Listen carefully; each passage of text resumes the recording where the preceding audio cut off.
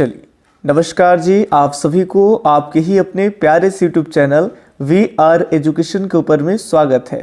और आशा और उम्मीद करता हूं कि आप सब एकदम स्वस्थ होंगे, मस्त होंगे और आप अपनी तैयारी में लगे होंगे।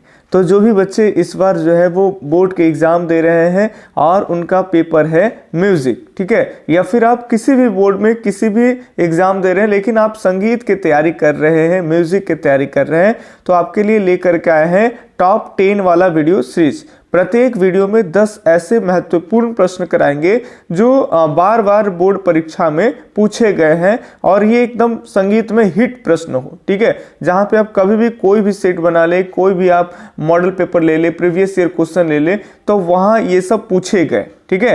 तो चलिए आज की सीरीज स्टार्ट करें, लेकिन जानकारी के लिए बता दें आपको कि ये आपका टॉप 10 का तीसरा सीरीज है।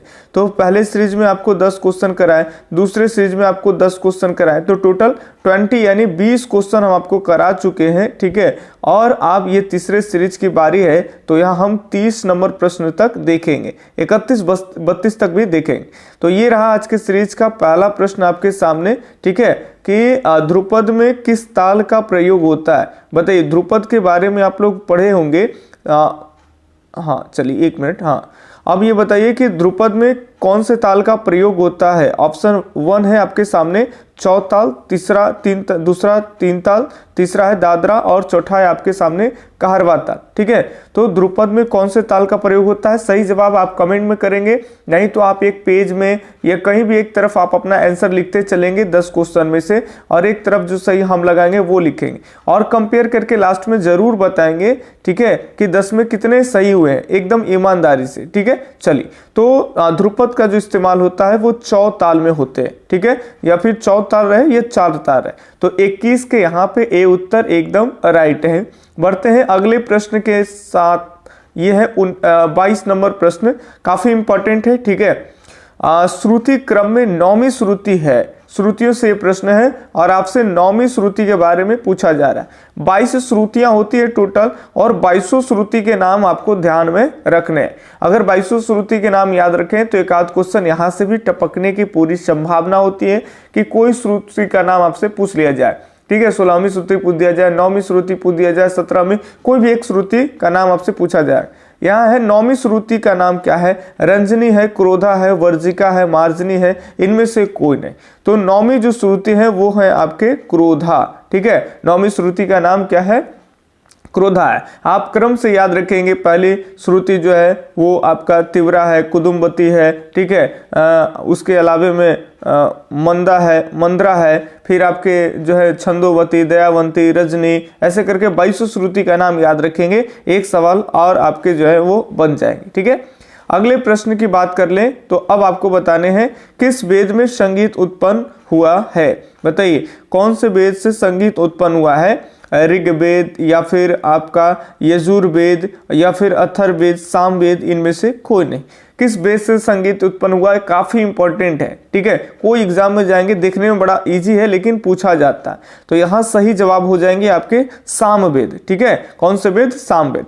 चलिए अगले सवाल की तरफ देखें। ये काफी इंपॉर्टेंट प्रश्न है आपका, सभी प्रश्न इंपॉर्टेंट है क्योंकि बार बार पूछे गए ही प्रश्न आपको करा रहे हैं।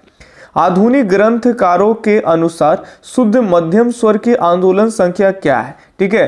शुद्ध मध्यम यानी म जो है वो उसकी आंदोलन संख्या आप बताइए कि कितने हो जाएंगे, 240, 288, 320 या फिर आपके 360, ठीक है। तो हम पहले देखें सा की आंदोलन संख्या, सबका क्रम से देखें, सा, रे, ग, म और प, म तक ही है। तो 240 जो होते हैं वो हैं आपके सा की, और 270 जो हो जाएंगे 270 रे के, फिर आपके इसके बाद ग की बात कर लेंगे तो 300 हो जाएंगे पूरे, ठीक है, लॉ लिख ही देते हैं, और म की बात कर लेंगे तो 320 हो जाएंगे। तो यहाँ पे सी उत्तर एकदम आप। हाँ, अगले सवाल की तरफ बात करते हैं। अगला सवाल है आपका 24 हो गया, ये 25 नंबर प्रश्न हो जाएंगे, ठीक है। चलिए 25 नंबर सवाल है, प्राचीन ग्रंथकारों के अनुसार धवत किस श्रुति पर स्थित है। प्राचीन ग्रंथकारों के अनुसार बात कर ले, धैवत यानी ध किस श्रुति पर स्थित है। सही जवाब फटाफट से बताएंगे, ठीक है। तो प्राचीन ग्रंथकारों के अनुसार अगर बात कर लेंगे तो अंतिम श्रुति पर होते थे, स्वर व्यवस्था वाला में वो पढ़े होंगे। तो आपका अंतिम 22 श्रुति टोटल है। तो 22 में स्वर कितने हैं? 7, 7 में लास्ट नी है, ठीक है। 1 मिनट, बोलते क्या है लिख देते हैं क्या, 22 श्रुति है, ठीक है। और अंतिम जो स्वर होते हैं सारे ग म प ध नी, ठीक है। तो नी 22 में पे आ जाएंगे, नी कहाँ जाएंगे? 22 से। तो नी के तो 2 श्रुतियां होते हैं, तो इससे पहले क्या होते हैं? तो धा, तो कहाँ हो जाएंगे आपके? 2 श्रुतियां पीछे अगर कर देंगे तो 22 में से तो क्या हो जाएंगे? 20। ये हम शॉर्टली बता रखे हैं, लेकिन आपको अलग तरीके से आपको बताएंगे, ठीक है, जहां से आप आराम से याद कर सकते हैं। तो 25 के डी उत्तर यहाँ पे सही होगा 20, 25 के डी उत्तर सही होगा। एक बार और बता देते हैं कि जो चाहते हैं कि एकदम टॉपिक वाइज क्रम से संगीत का नोट्स हम ले लें, ठीक है, तो काफ़ी शॉर्ट नोट्स तैयार कर दिए हैं हम 50-60 पेज के अंदर में, ठीक है। एक बढ़िया नोट्स आपका तैयार हो जाएगा, जिसको अगर कर लेते हैं तो काफ़ी आपको मार्क्स आ जाएंगे। प्लस में उसके अभ्यास के लिए क्या आप पढ़े हैं तो उससे सवाल बनते हैं कि नहीं, तो उसके लिए हम 500 प्रश्न का MCQ भी तैयार कर दिए हैं, ठीक है। 500 प्रश्न का ऑब्जेक्टिव क्वेश्चन ऑप्शन वाला मिलेगा आपको, उसको लगाएंगे तो जो 50-60 पेज का जो नोट्स तैयार होगा उसको आप पढ़े हैं तो उससे आपका रिवीजन भी हो जाएगा, तैयारी आपका एकदम बेस्ट हो जाएगा, ठीक है। तो उसके लिए मात्र आपको 99 रुपीज़ पे करना पड़ेगा। और मेरा नंबर आप लिख सकते हैं, लिखिए 882537 और 6551। इस नंबर पे आप कॉल व्हाट्सएप करके संपर्क कर लेंगे, आपको नोट्स भी दिए जाएंगे और MCQ भी दिए जाएंगे और आपकी तैयारी काफ़ी बेस्ट होंगी। किसी भी एग्जाम में आप बैठ रहे हैं संगीत के, तो एक बार 500 ये जो MCQ आपको देंगे जो एकदम टॉपिक बेस्ड होंगे और प्रीवियस ईयर क्वेश्चन पैटर्न पे भी होंगे और कुछ नए भी होंगे, ठीक है।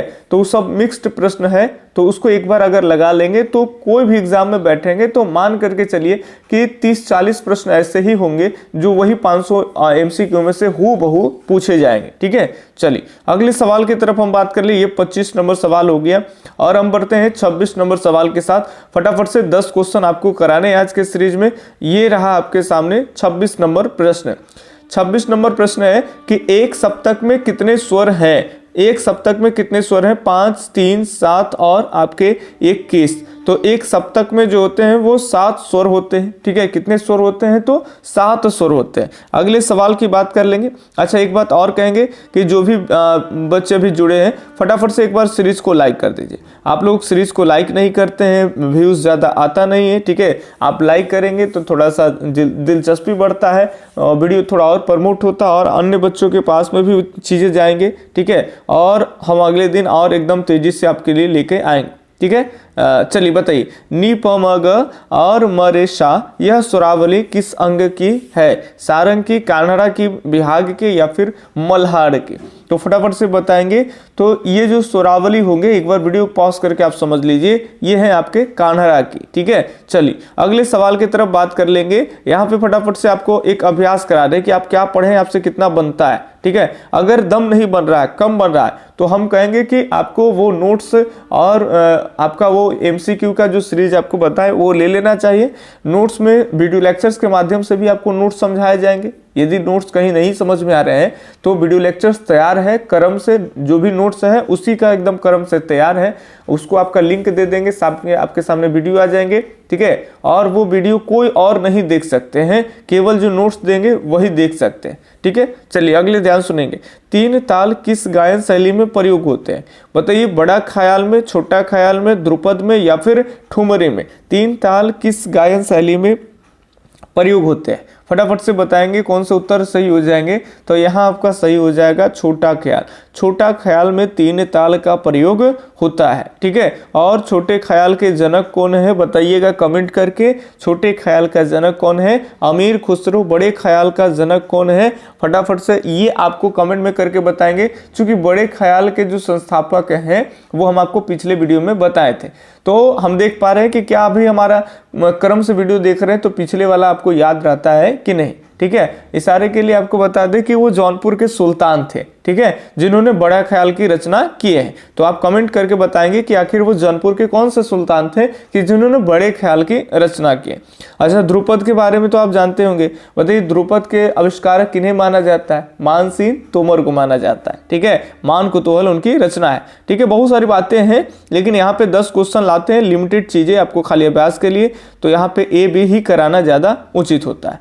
षड्ज ग्राम एवं मध्यम ग्राम की कुल कितनी जातियां हैं? षड्ज और मध्यम दोनों ग्राम मिला देंगे तो कुल कितनी जातियां हैं? 7 हो जाएंगे, 11 हो जाएंगे, 12 हो जाएंगे या फिर आपके 18 हो जाएंगे। ठीक है, तो षड्ज और मध्यम ग्राम दोनों अगर मिला देंगे तो कुल जातियों की जो संख्या हो जाएंगे वो होंगे आपके 18। 18 में से अगर बात कर लेंगे तो 7 आपके शुद्ध हो जाएंगे और आपके 11 जो होंगे वो विकृत होंगे। शुद्ध में से अगर बात कर लेंगे तो षड्ज ग्राम की 4 जातियां शुद्ध है, फिर मध्यम ग्राम की 3 जातियां हैं, फिर इसी तरह से 8 और 11 ये चलते हैं। तो ये भी आपको नोट्स में होंगे, ये सब याद रखिएगा, यहाँ से प्रश्न आपके बनते हैं। बताइए तानसेन के गुरु का नाम क्या था? काफी बढ़िया प्रश्न है कि तानसेन के गुरु का नाम क्या है? तो रामानंद है, स्वामी हरिदास है, सूरदास है या फिर रैदास? तो तानसेन के जो गुरु हैं वो हैं आपके स्वामी हरिदास, स्वामी हरिदास। ठीक है, चलिए काफी अच्छा जो है वो बांसुरी वादक है, बांसुरी काफी अच्छा बजाते हैं। प्रश्न भी बनते हैं कि निम्न में से कौन बांसुरी वादक है? हाँ, हरिदास जी रहेंगे तो आप बनाएंगे।